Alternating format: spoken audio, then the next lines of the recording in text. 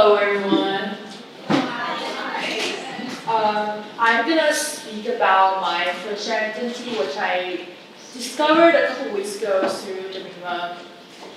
So the identity of FirstGen comes with labels: at risk, vulnerable, or disadvantaged. In other words, behind from the starting line. With that concept in mind, I consistently filter out opportunities that are tagged FirstGen, career opportunities, diversity programs. I don't need the extra help to adapt to college. I thought to myself, that's weakness. I also didn't want my background, something so out of my control, to be a predicator to my performance and success. For example, I wouldn't voluntarily tell people I'm international because I feared that people would think I'm not cultured or I don't speak the language.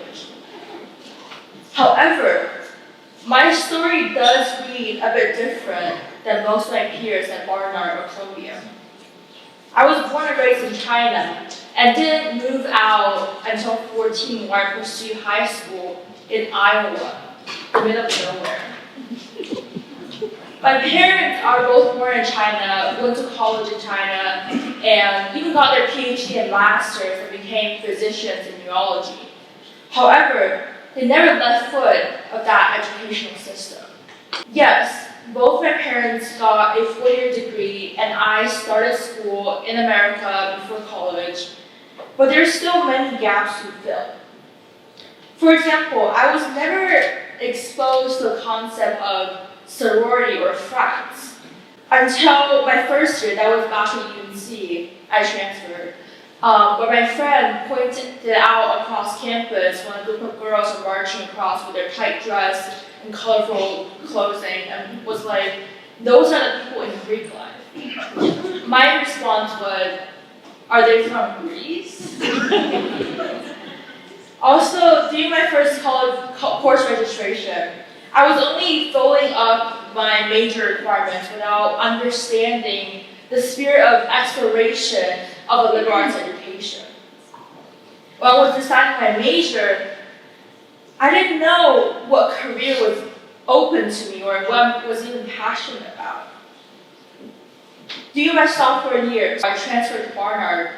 I realized I was navigating an abundant yet overwhelming educational system in the US while passing by resources with titled FirstGen or international or low income with presumption.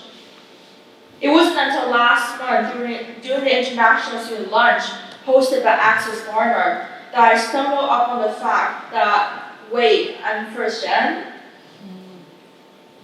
I was enjoying my salad bowl while Jamima talked about how international students, even though their parents went to college in another country, they still didn't provide enough help for their kids when it comes to navigating an entirely new system in America.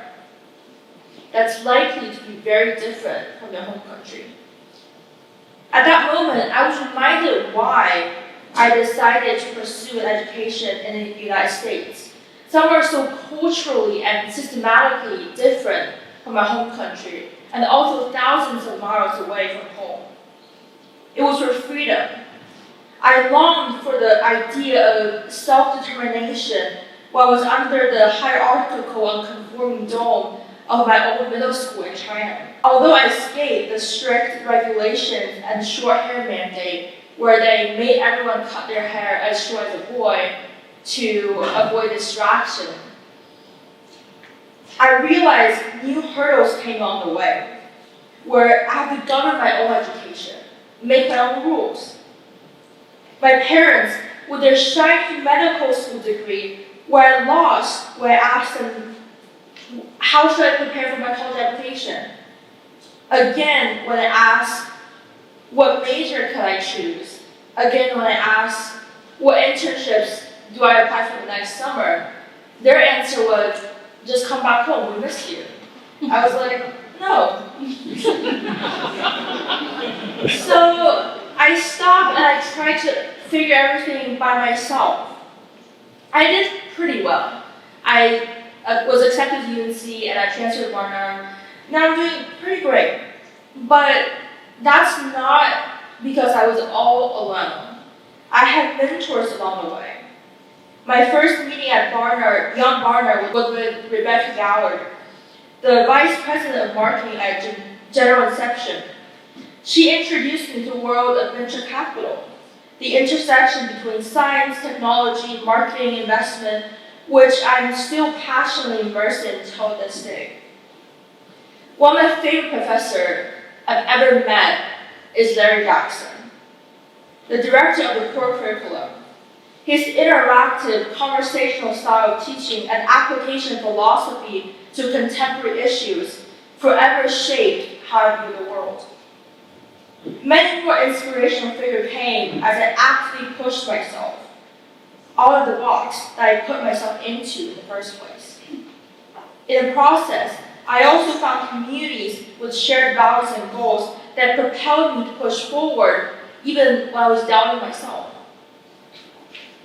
Although I had to take way more detours before I find the path I'm on today, which I walk with pride and joy, I believe that victory is a lot sweeter when you have to fight for the candy.